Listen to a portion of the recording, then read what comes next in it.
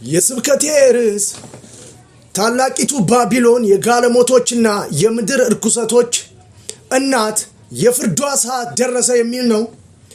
ከዮሐንስ ራእይ ምዕራፍ 18 ከቁጥር 6 እና 7 አነባለሁ።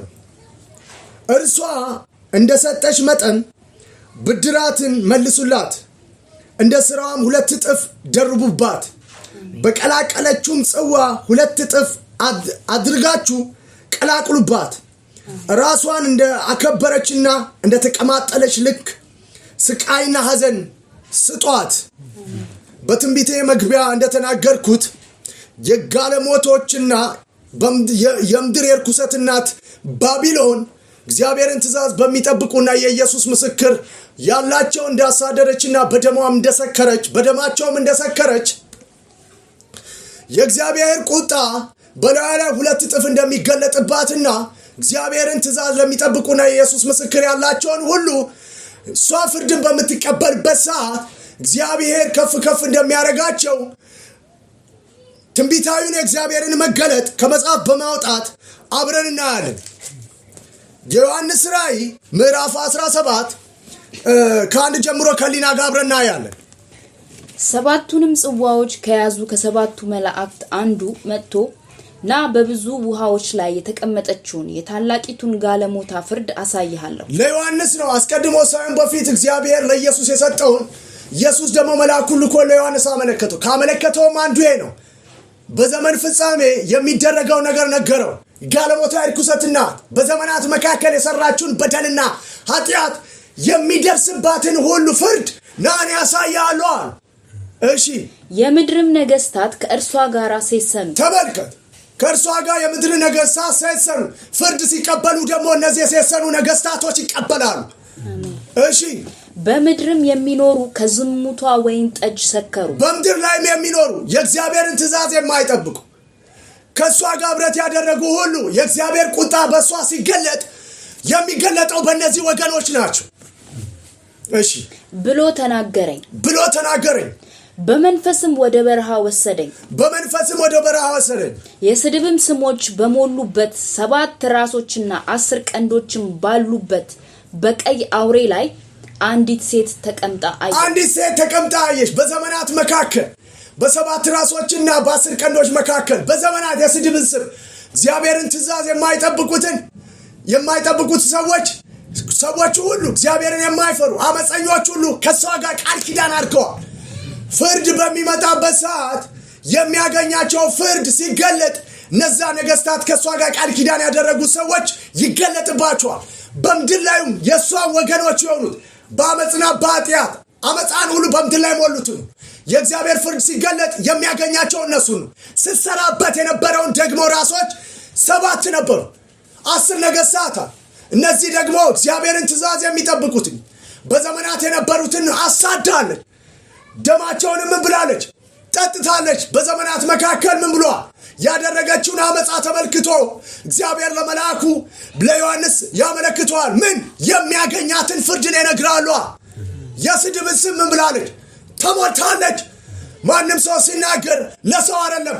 እግዚአብሔር የተናገረው አንዱ ትእዛዙ ምንድነው? ከትእዛዙ አንዱ የእግዚአብሔርን ትእዛዝ የሚጠብቁ የኢየሱስ ምስክር ማለት የእግዚአብሔር ትእዛዝ እግዚአብሔር አምላክን በፍጹም ነፍስ ምን ውደድ አለ። ፍራ ነው። ባልንጀራን ውደድ።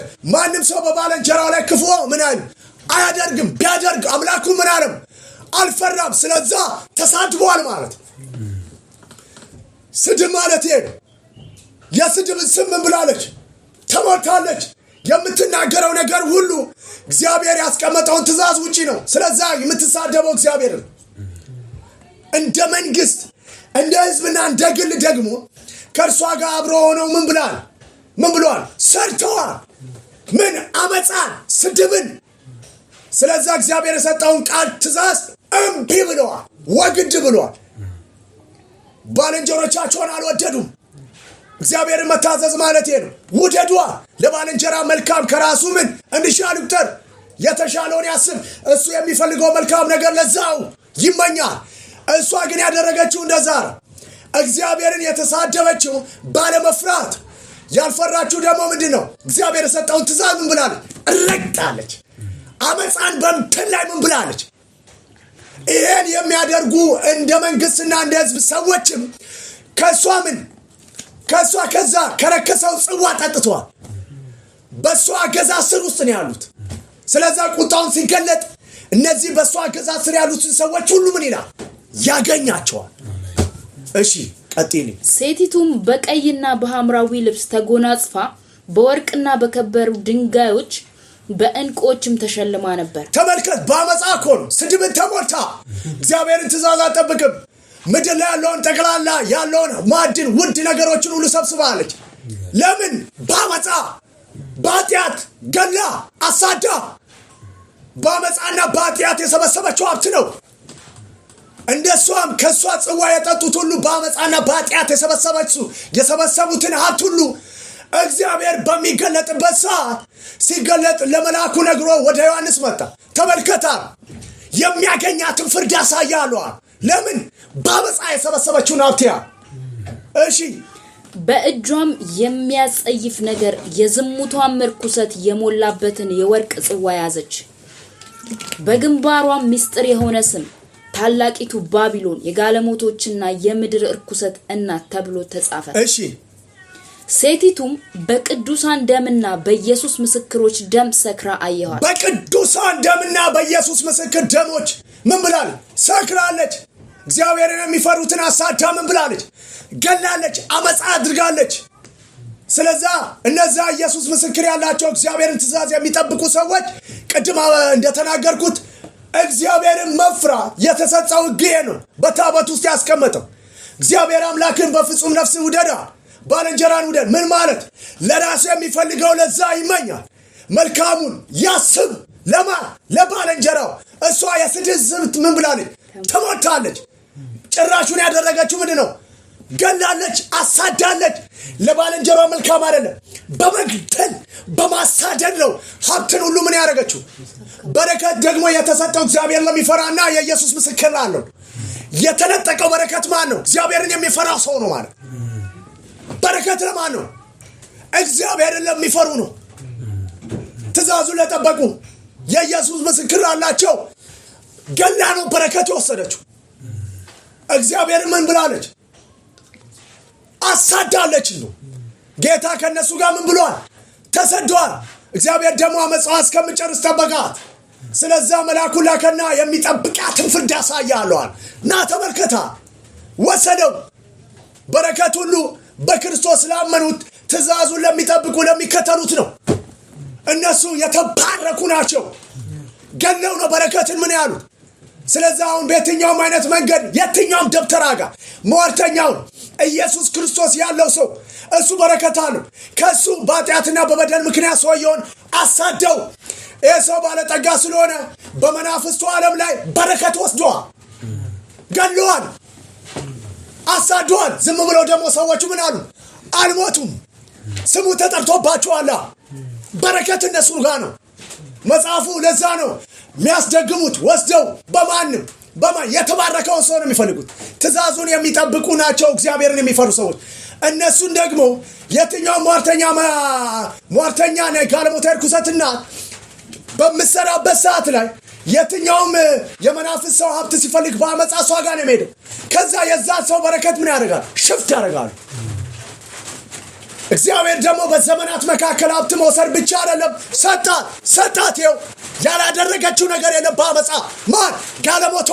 አብሮ ያሉት የመንግስታትና ሰራተኞች ሁሉ በየትኛውም ወገን ኢየሱስ ምስክር ያሌላቸው እግዚአብሔርን ትእዛዝ የማይጠብቁ ሁሉ በእሱ አገዛዝ ስር ያሉ በየትኛውም ሃይማኖት ያለ ሰው፣ በየትኛውም ሃይማኖት ኦርቶዶክስ ሊሆን ይችላል፣ ጴንጤ ሊሆን ይችላል፣ ሙስሊም ሊሆን ይችላል፣ በየትኛውም የኢየሱስ ምስክር የሌለው እግዚአብሔርን ትእዛዝ የማይጠብቅ በጋለሞቱ አገዛዝ ስር ነው ያሉ። ፍርድ በሚገለጥበት ሰዓት ፍርዱ ደግሞ ምን ነው? አብሮ ነው የሚያገኘው። የትም ይሁን እግዚአብሔር ሲፈርድ ያን ሰው ምን ይለዋል? ያገኘዋል። እሺ ቀጥል። ባየዋትም ጊዜ እጅግ ታላቅ ድንቅ አደነቅኩ ይላል ዮሐንስ። መልአኩም አለኝ የምታደንቅ ስለምንድን ነው? ለምንድን ነው የምታደንቀው አለ ዮሐንስ። ዮሐንስን ማን መልአኩ ምን ታደንቃለህ? ገና በመግቢያው እኮ ሳወራ ና የሚደርስባትን ፍርድ አሳያለሁ፣ በአመፃ ሰብስባ ነው የምትደነቀው እያለ እንዴት ና አሳያለሁ አለ። የወሰደችውን ሀብት ሁሉ የሚደርስባትን ፍርድ አሳያለሁ አለ። እሺ የሴቲቱን ምስጢርና የሚሸከማትን 7 ራሶችና 10 ቀንዶች የሚሸከማትን 7 ራሶችና 10 ቀንዶች ማለት የምሰራበትን መንግስታትና ለማለት ነው። የሚሰራበትን ራሶችና 10 ቀንዶች የአውሬውን ምስጢር እኔ እነግርሃለሁ። ስለ 7 ራሶችና 10 ቀንዶች አሁን እኔ እነግርሃለሁ። እሺ ያየኸው አውሬ አስቀድሞ ነበር፣ አሁንም የለም። ከጥልቁም ይወጣ ዘንድ አለው፣ ወደ ጥፋቱም ይሄዳል። ይሄ ሚስጥር አድርጎ ይናገርና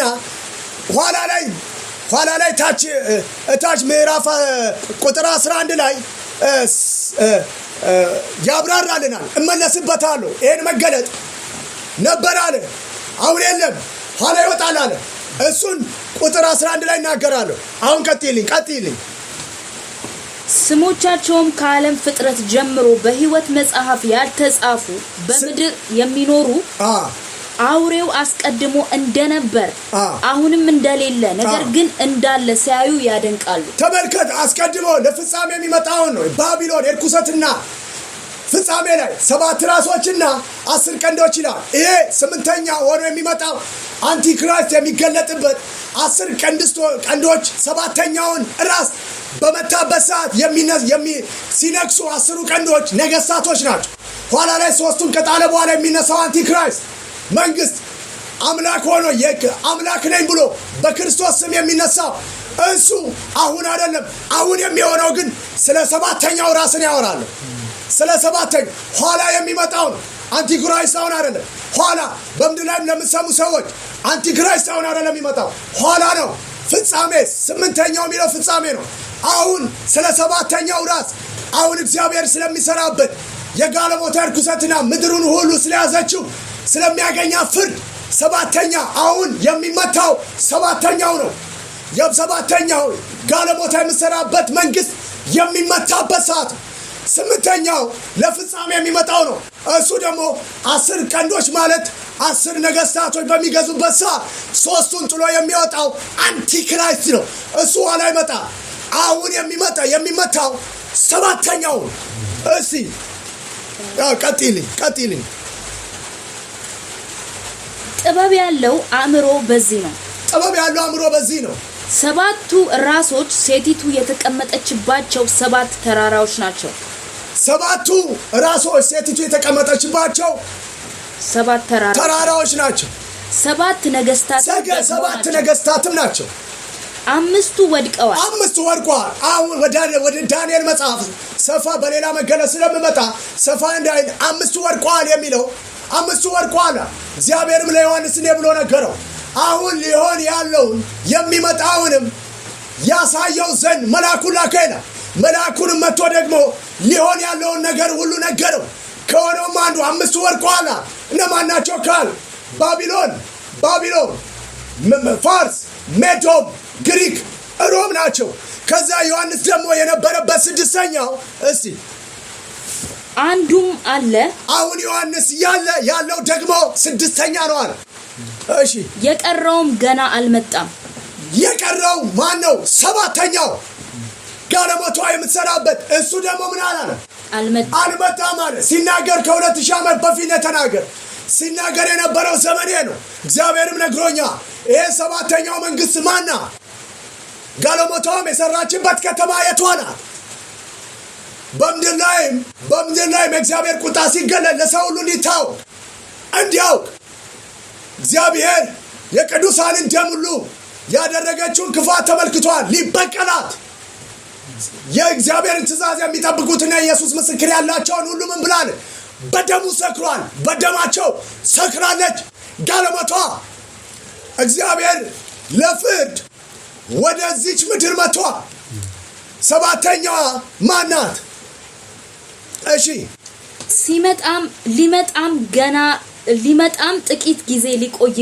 ሊመጣም ጥቂት ጊዜ ሊቆይ ይገባዋል። የሚላት መንግስት አሜሪካ ኒውዮርክ በሚባል ሲቲ ውስጥ እግዚአብሔር ዓይንን ከፍቶ ያሳየኝ ከመናፍስቱ ዓለም እግዚአብሔርን ትእዛዝ የሚጠብቁትና ኢየሱስ ምስክር ያላቸው ወገኖች ሁሉ ለማጥፋት በደም ሲሰክሩ አየሁ። እግዚአብሔርም የፍርዱ ሰዓት ደረሰ። በዛ ከተማም ለሚኖሩ ሰዎች እግዚአብሔርን በመፍራት ከዛ ከተማ ልቀቁ፣ የፍርዱ ሰዓት ደርሷል። ማን? አሜሪካ። ምልክቱም ነው ኒውዮርክ ትመታለች። እሺ ቀጥይልኝ። የነበረውና የሌለው አውሬ ራሱ ደግሞ ስምንተኛው ነው። የሌለውና የነበረው አውሬ ስምንተኛ ነው ማለት እዚህ ጋር ስለ ሰባት ጥቂት ጊዜ ሊቆይ ይገባል የተባለው ሰባተኛው፣ ስምንተኛ ደግሞ ስለ ፍጻሜ ነው የሚያወራው። የሚነሳው እሱም 10 መንግስታት በሚነግሱበት ሰዓት ሶስቱን መጥቶ አንቲክራይስት በኃይልና በስልጣን ምድሪቷን ዓለምን ሁሉ ለመያዝ ኢየሱስ ክርስቶስም ጥፋት ሁሉ ሊያመጣ ኢየሱስ ክርስቶስም የሚመጣበትን ዘመን የሚያቀርብ የአንቲክራይስት ዘመን ነው። እሱ ገና ነው። ሰባተኛው መንግስት ሲመታ የሚነግሰው አሁን 10 መንግስታት ናቸው። ከፊት ይህን ስሙ። አሁን የሚመታው ሰባተኛው መንግስት፣ ይሄ መንግስት ደግሞ ከመናፍስቱ ዓለም ከጋለሞታው ጋር ቃል ኪዳን በማድረግ ጋዲስ ጉድ ይላል አሜሪካ። አይደለም። እግዚአብሔርን ትእዛዝ የሚጠብቁትና ኢየሱስ ምስክር ያላቸው የምታሳድድበት ዋና ቢሮ ያለው ኒውዮርክ ነው።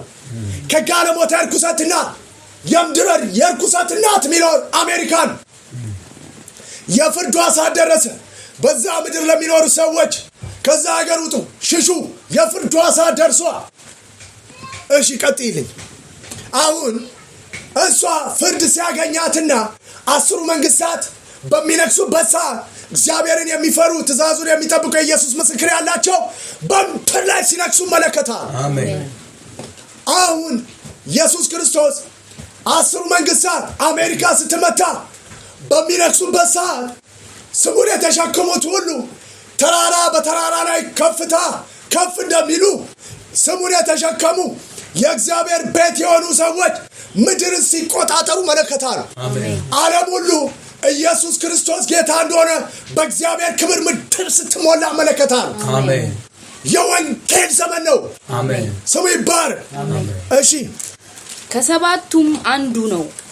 ከሰባቱም አንዱ ነው ማለት ኋላ ባቢሎን ምድር ለመያዝ የሚነሳው አነሳስ ከምድር ላይ መታሰቢያ እንዳይኖር አድርጎ እንዳጠፋው ኋላ ላይ ያኛውን ለማጥፋት ለጥፋት የሚመጣ ነው አለ። ማን? ወደ ጥፋትም ይሄዳል አንቲክራይስት።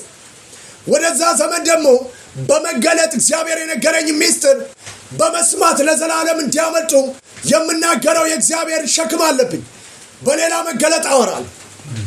እሺ ያየሃቸውም 10 ቀንዶች ገና መንግስትን ያልተቀበሉ 10 ነገስታት ናቸው። አሁን ሲተርክ መጽሐፉን ለዮሐንስ መልአኩን ልኮ ሲያመለክተው የሚመጣውን ጥፋት ሲነግረው እግዚአብሔር በሚሰራበት ዘመን ወንጌል ድል አድርጎ ሊወጣ ኢየሱስ ምድሪቷን ሊሸፍን እንደዚህ አለ። 10 መንግስታት ያያቸው ቀንዶች 10 መንግስታት ናቸው፣ ነገስታቶች ናቸው። ገና መንግስትን ያልተቀበሉ ነገስታቶች ናቸው። ያየሃቸውም 10 ቀንዶች ገና መንግስትን ያልተቀበሉ 10 ነገስታት ናቸው። ዳሩ ግን ከአውሬው ጋር ለ1 ሰዓት እንደ ነገስታት ስልጣንን ይቀበላል። ከአውሬው ጋር እንደ ነገስታት ለምንድነው ለ1 ሰዓት የሚያደርጉት ስልጣንን የሚቀበሉት? እሺ ቀጥይልኝ። እነዚህ አንድ ሐሳብ አላቸው። ኃይላቸውንና ስልጣናቸውንም ለአውሬው ይሰጣሉ። ኃይላቸውንና ስልጣናቸውን ለአውሬው ለምን? እነዚህ በጉን ይዋጋሉ። እነዚህ የሚነክሱት ሰባተኛው ራስ ሰባተኛው ጋለሞታ የምትሰራበት ራስ ስትመታ የሚነክሱ አገሮች ናቸው። እነሱ ደግሞ ለ1 ሰዓት ምን አድርጎ ሰጥተው ነው ምን ኃይላቸውን ሁሉ ለመናፍስቱ ነው። ከዛ በኋላ የሚያደርጉትም እንደዚህ ነው። ባቢሎንን ያጠፏታል። ኋላ ላይ ከታች እንመለከታለን። ነገር ግን እንደዚያ ቀጥይልኝ እነዚህ በጉን ይዋጋሉ ምን 10 መንግስታት በጉም የጌቶች ጌታና የነገስታት ንጉስ ስለሆነ እርሱን ድል ይነሳሉ ኢየሱስ ድል ይነሳቸዋል አሜን ከእርሱም ጋር ያሉ የተጠሩና የተመረጡ የታመኑም ደግሞ ድል ይነሳሉ እግዚአብሔርን ትእዛዝ የሚጠብቁትን የኢየሱስ ምስክር ያላቸውን ምን ያደርጋል ድል ይነሳሉ አሜን ኢየሱስ ያድናል አሜን ስለዚህ የወንጌል ዘመን ምድሪቷን በክርስቶስ ኢየሱስ ዓለምን የሚጠቀልልበት በኃይል መንፈስ ምድሩን ሁሉ ክብር ለእግዚአብሔር በክርስቶስ ጉልበት ሁሉ ይንበረከክ ዘንድ ለዘላለም ድል የሚነሳበት ዘመን 10 መንግስታት በሚነክሱበት ዘመን ነው አሜን አውሬው ደግሞ ለአንድ ሰዓት 10 ነገስታት ቃል ኪዳን የገቡት ለምንድን ነው ኋላ ላይ ከማውራቴ በፊት አንድ ነገር አወራለሁ እዚህ በ17 ላይ ሴቲቱን በቅዱሳን ደምና በኢየሱስ ምስክር ደም ሰክራ አየኋት ብሎ ሲናገር ራእይ ምዕራፍ 12 ከቁጥር 17 ከሊና ጋብረን እናነባለን ያያት በማን ደም ሰክራን በቅዱሳንና በኢየሱስ ምስክር እግዚአብሔርን የሚፈሩትን የኢየሱስ ምስክር ያላቸውን ሁሉ አሳዷል ምን አድርጓል ገሏል በደማቸው ምን ብሏል ሰክሯል የተባረኩ እነሱ ስለሆኑ በአመፃና በግፍ ነው ባለጠግነት ምን ያሉት የሰበሰበው ስለዚህ በየትኛውም አይነት መንገድ በአመፃና በኃጢአት የሚኖሩ ትእዛዙን የማይጠብቁ የኢየሱስ ምስክር የሌላቸው ሰዎች በየትኛውም ሃይማኖት ውስጥ ጠቅላላ ያሉ ሰዎች ጋለሞታዋ የምታስተዳድራቸው እሷ ናት ስለዚህ እግዚአብሔር የሚፈሩና የኢየሱስ ምስክር ያላቸውን ደግሞ እነሱ ምን አሉ ምን ብለዋል አሳደው ገለው በደማቸው ምን ብለዋል ችርስ ብለዋል እሺ ቁጥር 17 ላይ ከሊና ጋር እናነባለን ዘንዶም በሴቲቱ ላይ ተቆጥቶ የእግዚአብሔርን ትእዛዛት የሚጠብቁትን እቺ ሴት ማናት ቅድስት ድንግል ማርያም ናት እግዚአብሔርን የምትፈራ የመጀመሪያ በመፍራት የኢየሱስን ትንቢት በመላኩ አማካይነት የምትወልደው የሚጸነሰው ጽንስ አምላክ እንደሆነ ያበሰራት እሱ ነው ኢየሱስ ይባላል አላስሙን እሷም ሐዋርያቶች ኢየሱስ ያድናል ብሎ ከመጥራታቸው በፊት 30 ዓመቱን ሙሉ የመጀመሪያውን ድምጽ የሰማችው ማርያም ናት ማን የሚለው ኢየሱስ የሚለው ቃል 30 ዓመት ህዝቡን የሚታደግ መስፍን ነው ኢየሱስ ያድናል ምትለው የነበረው ማርያም ናት ስራቱንም የእግዚአብሔርን ቃል ምን የምትጠብቅ የምትታዘዝ እሷ ነበር ለምን ቃሉ ይላል ትእዛዙም ይሄ ነው አምላክን ምን በል ፍራን ባልንጀራን ምን በል ውደድ በመውደድ ነው ፍራቱ የሚገለጠው ማርያም ወደር የሌላት ባልንጀራዋን የምትፈራ ድንቅ ሴት ናት ስለዚህ ኢየሱስ ክርስቶስ ተሰጣት ኢየሱስ ጌታ እንደሆነ መጀመሪያው ማንም ሳይሰማ የኔ ምስራች የሰማች እሷ ስለዚህ 30 ዓመት ሙሉ ወደ አገልግሎት ከመውጣቱ በፊት ለሰው ሁሉ የእግዚአብሔር ቅዱስ አዳኝ ታዳጊ መስፍን ኢየሱስ ያድናል ምትለው ማርያም ነበረች ከማርያም ወገን የሆኑትን ሊወጋ ሲል ቀጥሎ ደግሞ ሐዋርያቶች ናቸው ምን ያሉት ትእዛዙን የጠበቁት ኢየሱስ ያድናል የሚሉት እነሱንም ምን አሉ እንደ ማርያም አሳደደ ዘንዶም በሴቲቱ ላይ ተቆጥቶ የእግዚአብሔርን ትእዛዛት የሚጠብቁትን የኢየሱስም ምስክር ያላቸውን ከእርሷ የቀሩትን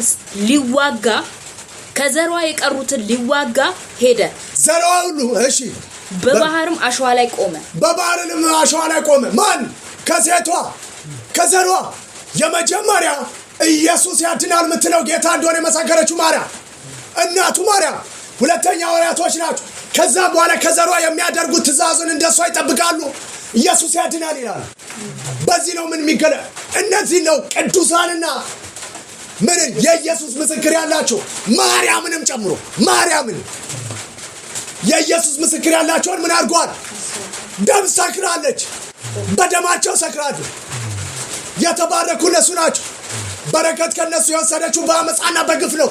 የፍርድ ሰዓት ደረሰ። በየትኛውም አይነት ሃይማኖት ስላሉ የማርያም ወገኖች እነዚህ ናቸው። ትእዛዙን ይጠብቃሉ። አምላካቸውን በፍጹም ነፍሳቸው ይወዳሉ ማለት ባልንጀሮቻቸውን በመውደድ ይገለጣል። እግዚአብሔርን መፍራታቸው በዚህ ነው። የኢየሱስ ምስክር አላቸው።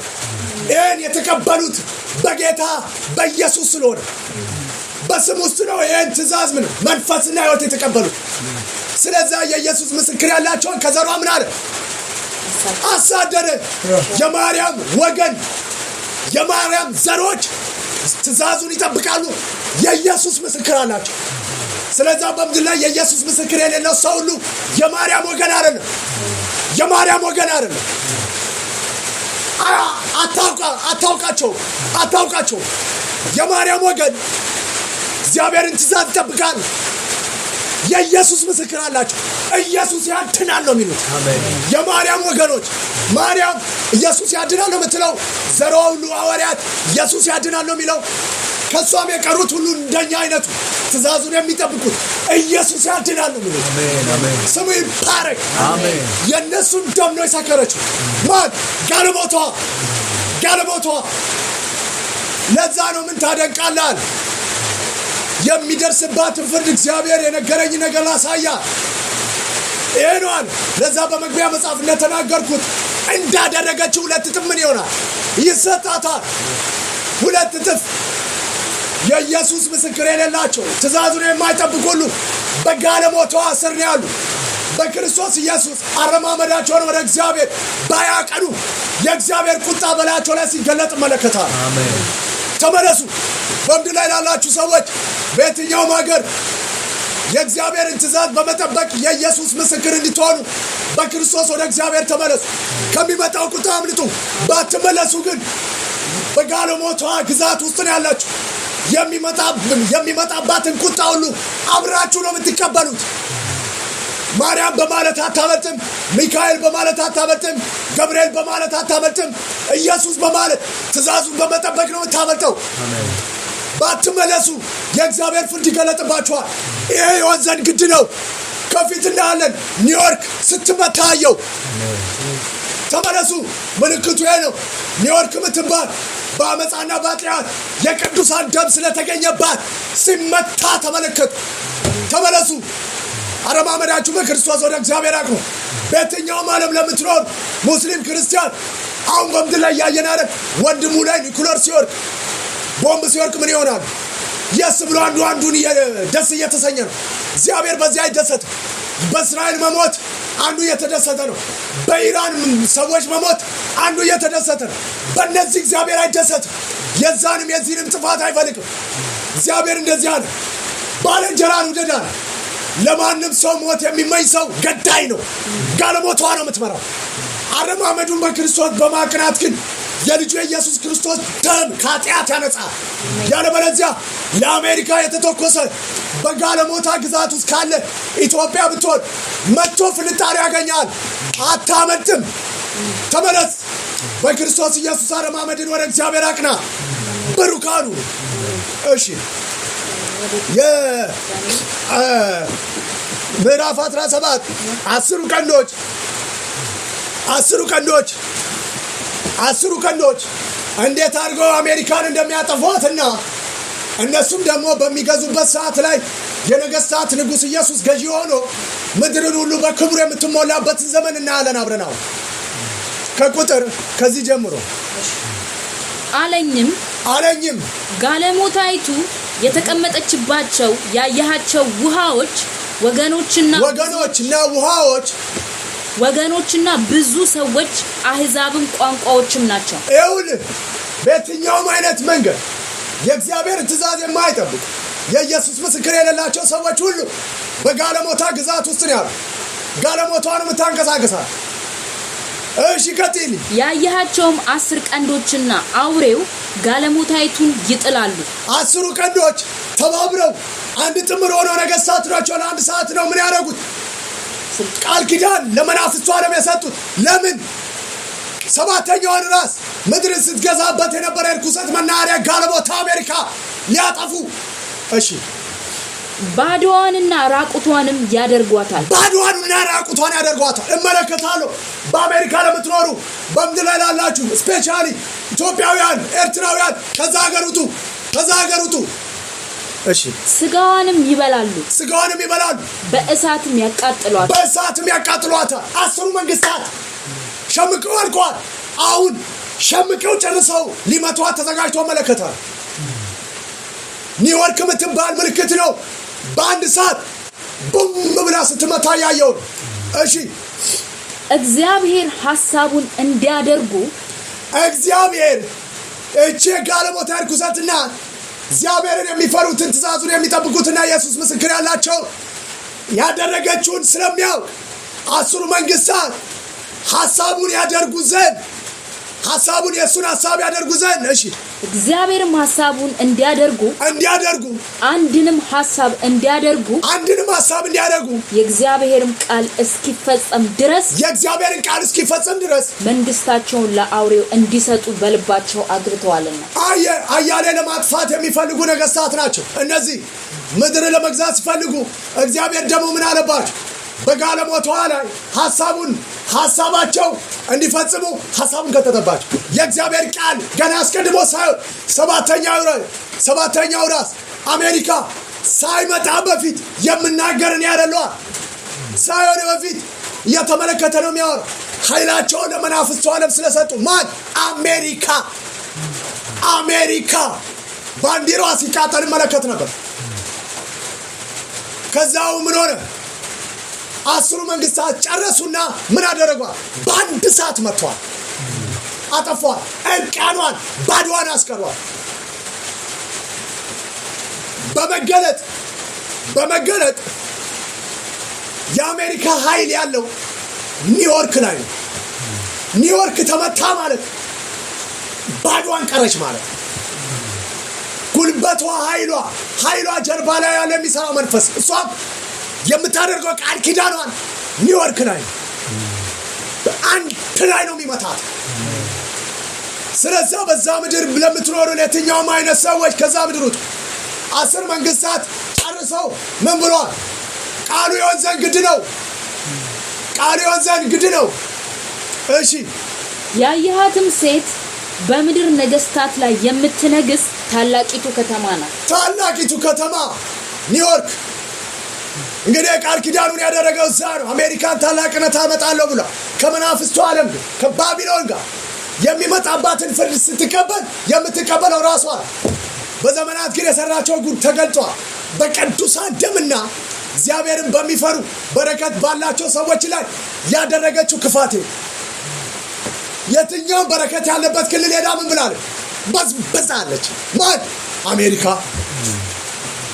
አሜሪካ the great አሜሪካን መሰርታለሁ ብላ እርቃኗን ቀረች።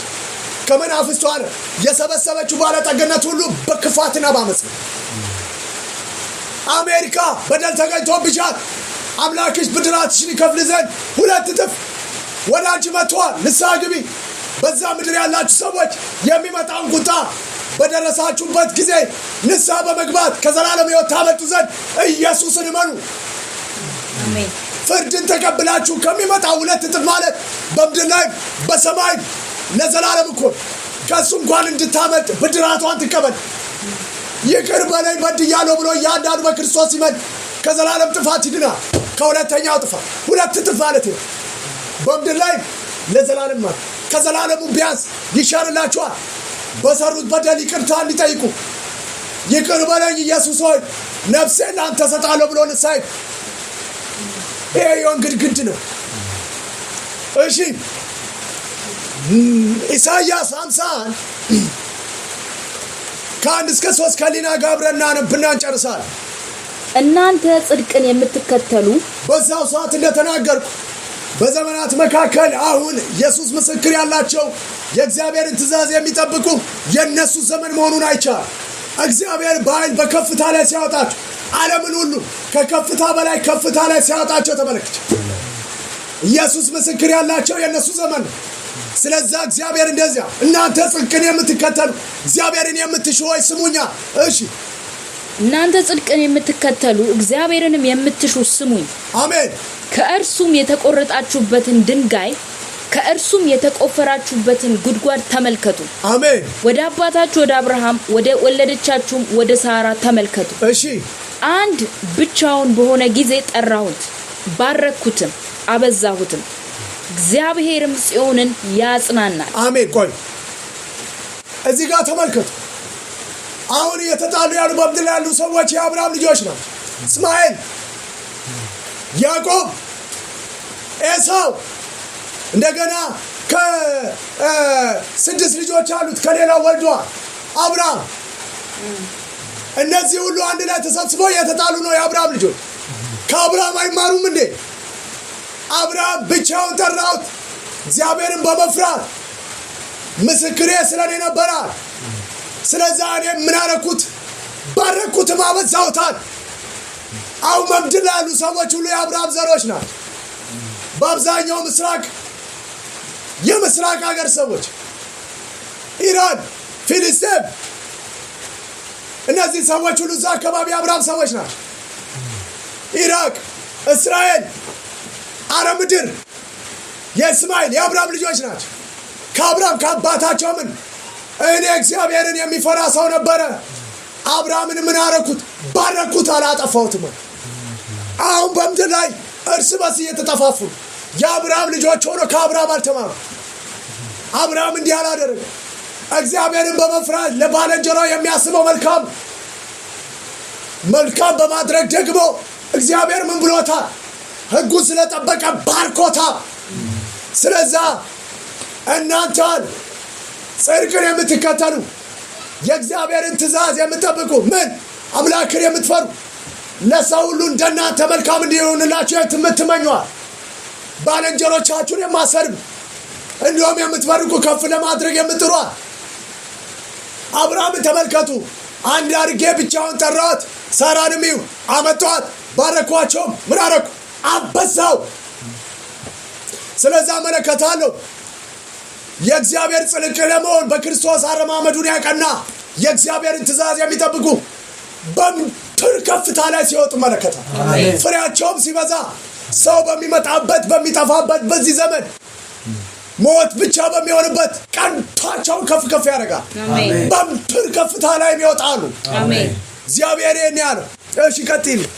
እግዚአብሔርም ጽዮንን ያጽናናል። ሲያጽናና እንዴት ነው የሚያጽናናው? እሺ በእርሷም ባድማ የሆነውን ሁሉ ያጽናናል። ተመልከት። መጀመሪያ እኮ በበደልና በኃጢአት ነበሩ።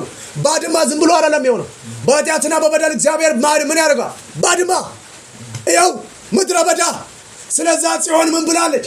አረማመዷ የመጣባት እግዚአብሔርን በመፍራት አልነበረም፣ ባለመፍራት የደረሰበት ምድረ በዳ። ስለዛ አረማመዳቸው ምን አድርገዋል? አቅንተዋል፣ ጽድቅን ተከትለዋል፣ እግዚአብሔርን ሽተዋል እንደ አብርሃም። ስለዛ ምን አለ? ምድረ በዳሽንም እስቲ ጨርሹ። ምድረ በዳዋንም እንደ ኤደን፣ በረሃዋንም እንደ እግዚአብሔር ገነት ያደርጋል። አሜን።